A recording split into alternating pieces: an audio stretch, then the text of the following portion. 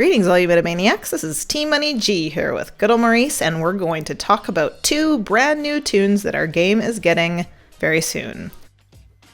Ahead in the video, we'll talk about Bastila Shan Fallen as well as Canderous Ordo. You can look in the description and we'll give you the time to jump ahead for Canderous.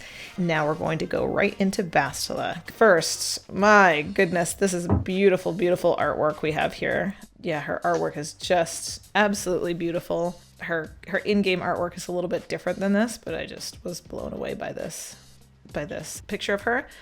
She is Dark Side Support, Old Republic, and yes, she has the Sith tag. So, the Sith tag. Strengths, very powerful Sith support, cripples enemies with shock and fear, strong synergies with Sith leaders. So she's got there's some new abilities that she's bringing to the team. You were saying that, she looks very strong, but not meta-breaking. No, and there's no Traya in this, but this is, now that I think about it, it does make a little bit of sense, because not everyone has Traya. And if you don't have Traya, it's not really a character you can just get. So to make, I guess, this character appeal to kind of everyone, they did display it with a Palpatine team. And it makes sense. She goes well with Palpatine, but lots of shock. We're so... I was gonna say, we're so focused on like endgame players, but there's thousands and thousands of people playing this game. So the new players, tons of them have Revan, tons of Revan on new shards. So this is, we have to remember that these characters aren't just for people who've been playing for 2 and 3 years. No, like you said, this character appears to be very strong. This is a character I truly can't determine. This is a really hands-on type character that you have to see. We're gonna have to play with this one. This is a support character. Her basic attack is pretty similar to her Jedi version. The Jedi Bastila Shan inflicts ability block and does special damage. It deals 20% more damage and has 20% potency for each active Jedi ally, whereas the Fallen version deals special damage to target enemy and inflict ability block for 1 turn. The same, but the bonuses are different. This attack deals 10% more damage and has 10% crit chance for each active Sith ally. All right, and her first special is called Wild Lightning. It's going to add another shock element to the game. You're just going to deal special damage to target enemy and shock them for 3 turns. So instead of stunning the opponent like the light side version, the Fallen version will shock them for 3 turns. If the target already had shock, you're going to deal special damage to all other enemies. This is pretty cool. The bonus damage can't be countered, and this attack cannot be evaded. Lots of foresight on any Jedi team you ever face, so this will be good. This will be interesting. A lot of her attacks actually cannot be evaded. So remember the shock. There's lots of shock mechanics. Her next special is called Fear. This is very similar to the old Daka base attack, her basic attack. You're going to stun the target enemy for 1 turn with an 80% chance to stun another random enemy. And this also cannot be evaded. So there's 2 abilities that cannot be evaded by foresight from the Jedi. If you happen to land these stuns, if you land the stuns, when they expire, you're going to inflict offense down, defense down, evasion down, speed down, expose, and stagger for 2 turns, which cannot be resisted. So this is pretty cool. If you can land that stun, you're really going to put them in a world of hurt when that stun expires. All right, in the footage you'll see, every time Bastila goes, you're going to see some of the red icons above the enemy's head, just basically the red version of her light side battle meditation. This one's called Corrupted Battle Meditation. Every time she starts her turn, she has a chance to land this debuff on the opposing team. And it will be a potency tenacity roll. You'll see in the footage, 3 characters get it here, 4 here, so on and so forth. But also at the start of a turn, the enemy is going to lose 3% turn meter, which is going to be doubled against non-Jedi and non-Sith. And they are going to be inflicted with this battle meditation for 1 turn. And then she recovers 1% protection for each debuff on all enemies. We talked about her previous ability. If the stuns expire, they just spam debuffs everywhere. She is a Sith. The Sith are a debuff-oriented type faction. The team they're showing is using Palpatine, who stuns, who shocks himself. Also Dooku. Lots of ability block, lots of debuffs everywhere. She's there's potential to get lots and lots of protection back every single turn she takes. So this will be interesting to see. And then also the effects of having the Corrupted Battle Meditation is negative 30% crit chance, and then negative 30% counter chance. These are doubled against non-Jedi and non-Sith. Okay, and her second unique, which will be the Zeta, Bastila and the character in the leader slot. So just 2 characters will have 50% defense and 50% tenacity, and they'll get foresight at the start of each battle. So just Bastila and whatever character's in the leader slot. If that leader is a Sith, whenever an enemy is inflicted with death mark, or shock, they get 5% offense stacking for the rest of the battle. And it stacks up to 100%.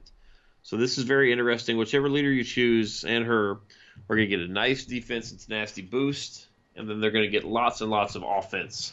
I think it's interesting that they've added here when an enemy is inflicted with death mark, because Death Trooper is the only toon in the game right now that provides death mark. So it makes me think that maybe that's going to come from Darth Revan, or like, it seems very strange for them, especially given the synergies that they've listed do not have Death Trooper in them. What's the point of having this powerful synergy with death mark if you don't have anybody on your team that's going to inflict death mark? Oh yeah, and Ordo had some mechanics in there as well, and marked. I wonder if marked will be put on another character that's on light side Revan. Maybe the dark side Revan will do both death mark and marked. Oh my goodness! How gracious. nasty! That wouldn't even be fair. That's just that would silliness. Not be fair. That'd be the worst thing ever in the game. Oh, please don't do that. No, please Please don't do that. That would just But be 100% tears. offense. So I mean, you're thinking of Sith leaders. You got your Traya, who is going to definitely benefit from 100% offense. So the saber throws will do some wicked damage, and will make her a little tankier and more tenacious. The same, I guess, with Palpatine. Palpatine could definitely use the 50% defense, and then his special damage will go up pretty considerably if you can get it to stack pretty high. We were talking before we started shooting this about possibly SWGOH. If you have a Zeta SWGOH from way back in the day, he does have a leadership ability, and you're going to stack on even more defense to him, make him harder to stun. Because that's how you kind of have to deal with Zeta SWGOH, just kind of stun him, maintain him, and then go for him. But now, if you can't stun him, if you can't shock him, if you can't remove turn meter, that becomes incredibly difficult. And then he's going to have 100% offense on top of him. He could be a real nightmare to deal with. So we can go over her base stats. She looks about as tanky as Canderous Ordo. She's got a faster base speed. She has a faster base speed. I think we calculated if she's gear 12, around 160 or so. Quite a low crit chance, I believe. Well, she's a special damage character. What's interesting is, well, I guess she really doesn't deal too much physical damage, does she? Maybe even her basic attack does special. So it's all special. Okay, well, there you go. So she isn't a tactics-based character. I'm not overly excited about this character, but I could definitely see some potential. I could see people doing some pretty cool things with this character. The bonus to the leader is very interesting. It's kind of like a backseat driver leadership, and then also the Daka stun is neat to have that on another character. You could get some utility out of Sith Marauder on this team too.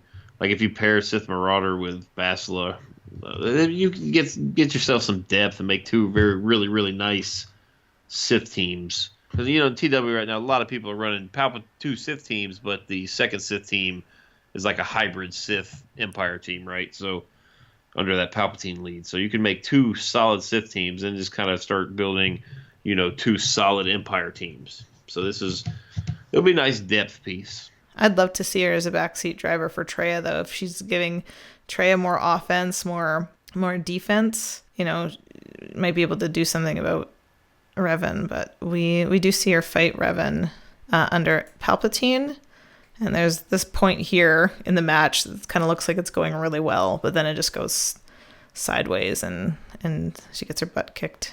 So this is just just basically like every other arena match against Revan. You're like, oh, I got him this time, and then next thing you know, Grandmaster Yoda just nukes your whole team and it's over. It's like, oh, I was just kidding. Good, Maurice. Canderous Ordo was one of the toons that you thought was going to be introduced into the game.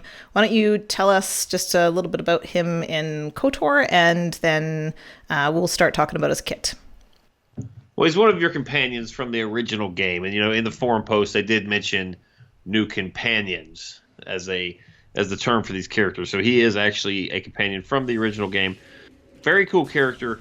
Synergizes real well with the mission and his Zaalbar mechanic. He's going to lay a lot of dots down in his kit that's going to fuel more protection and just more dots overall. You'll see in the footage, the pre-recorded footage we have includes a Zader lead, which will keep the dots up and just keep them and keep them and keep them. So you could really stack a lot of dots, potentially fueling tons and tons of damage with that trio for Wampa in his Zeta. So there's a lot of potential here for cool dot mechanics and a lot of stacking damage. His basic attack is pretty cool. Deal physical damage and attack again. It's a fairly simple ability considering all the things we've gotten lately. So, double tapping character, if the enemy had protection before this attack, he goes for a third time, and he'll inflict tenacity down. I'm assuming that means on the third attack. So that is pretty nice.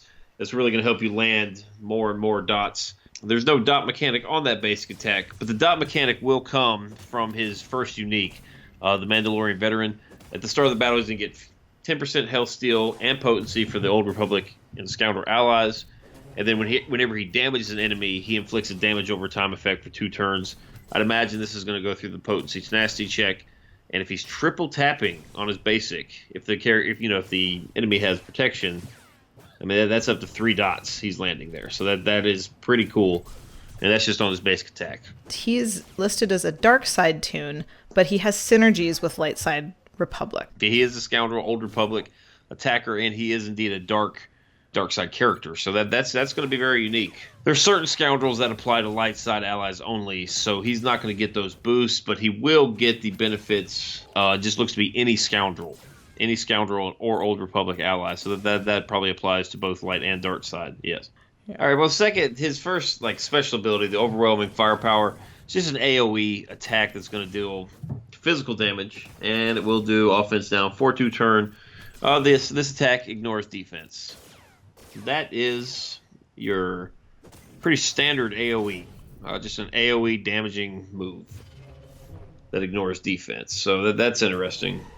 Not really, but it's the opposite of interesting. It's very regular. Yeah, it's okay. Let's try to sugarcoat it.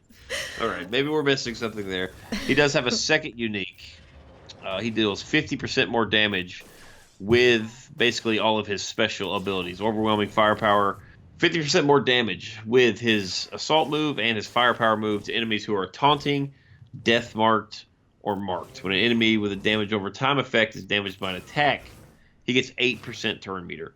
That's a lot of turn meter he can generate for himself, but when an enemy gains taunt or becomes death marked or marked, he also gets crit chance up and crit damage up for 2 turns. I read this, and I instantly think of P3 of the Sith raid. Well, instead of using like a Greedo or maybe a raid on your Chex Mix team, you could use this character because you could do the same mechanics, same setup.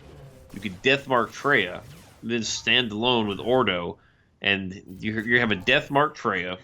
You're going to have the capability of attacking 2, maybe 3 times. I'm not sure how that mechanic would work in the raid with the protection.